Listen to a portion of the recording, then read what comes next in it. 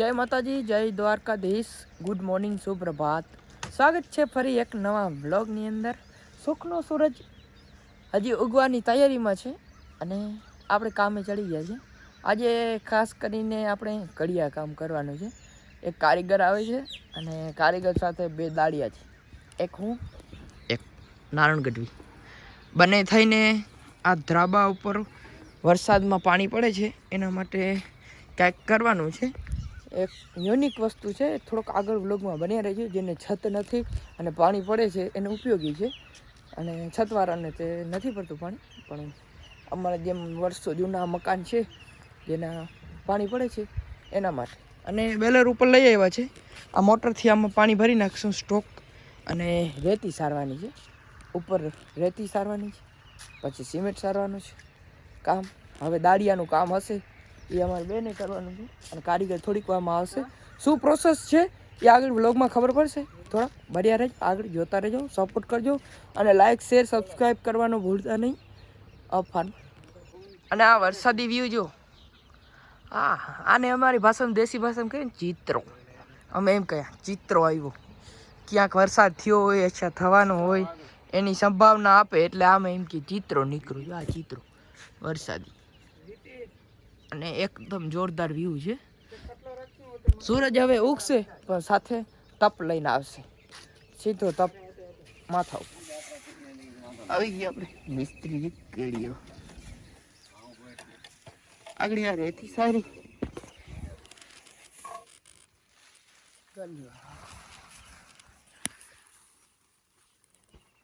કારીગર શ્રીમાન શ્રી મહેસુરભાઈ ગઢવી.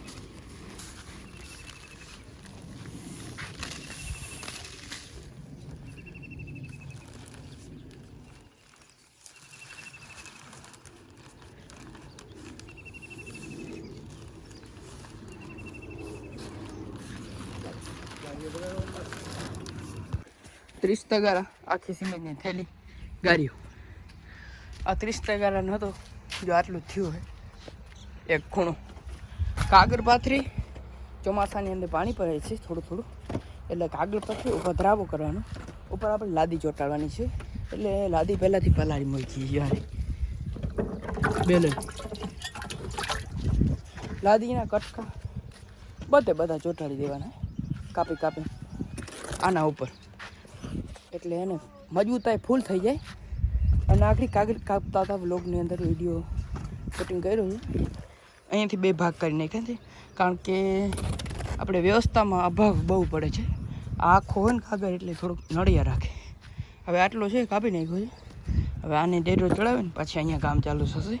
રસોડામાં પણ કરવાનું છે ઉપર, એટલે બધું એકસાથે થઈ જાય. અને આ આપણું છેલ્લો પ્રયત્ન છે. ધ્રાબા તો રહેતા નથી, પણ આ છેલ્લો પ્રયત્ન, પછી આગળ જોયું જાય. હાલો તો આગળ આ ગારીઓ બારીઓ કરી આગળ ધબાધબી વાળો બ્લોગ જોતા રહીએ.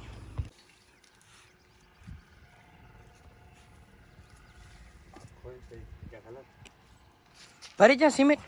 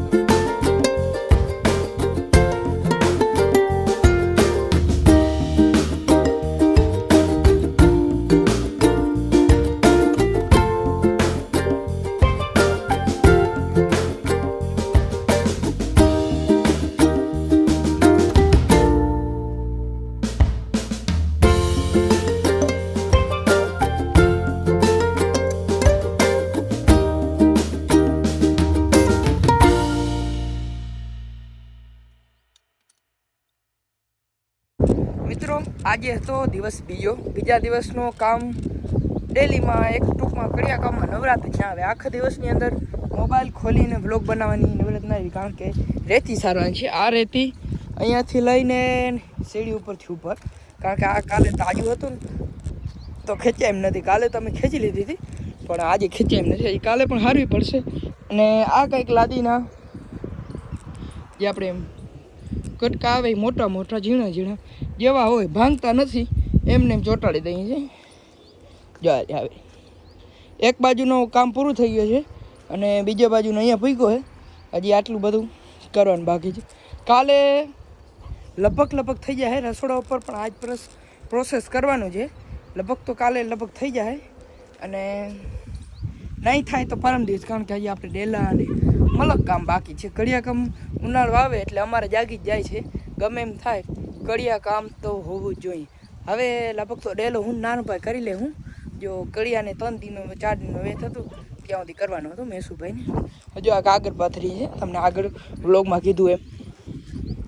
જો આ કાગળ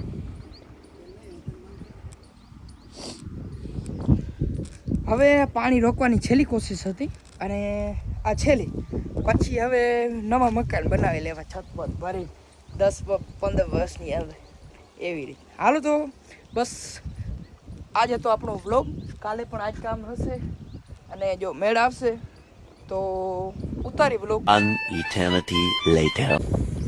આજે છે છત ભરવાનો છેલ્લો દિવસ, અને કાંઈક વાટા ભરવા માટે અને જુગાડ કર્યો છે અલગ પ્રકારનો. જો આ ભેસાણ ચાલુ થયો ભાઈ. પાણી કાઢવાના વાઇપોથી વાટા ભરાય.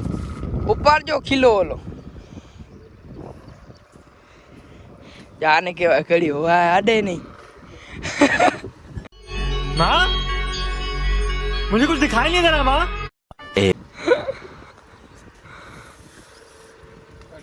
નીચું નમે તો બિચારાને તેડો પેટ લઈ જાય.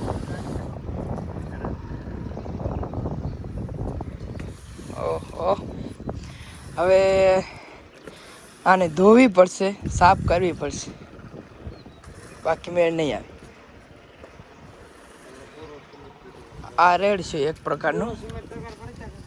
હાલો જા વ્લોગ જ ના બનાવવાનું, કાંઈક ને કાંઈક કામ આમ જ ચાલુ હોય. આમ જ એટલે ઓલું લઈએ ઓલું લઈએ ઓલું લઈએ ઓલું લઈએ ઓલું લઈએ ઓલું. બસ હવા નીકળ ગઈ. જો એ માલ બને છે.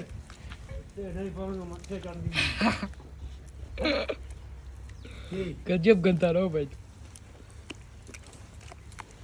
ગાંગડો એવો ન જાય, હાથ ભલે ઓછી પડે.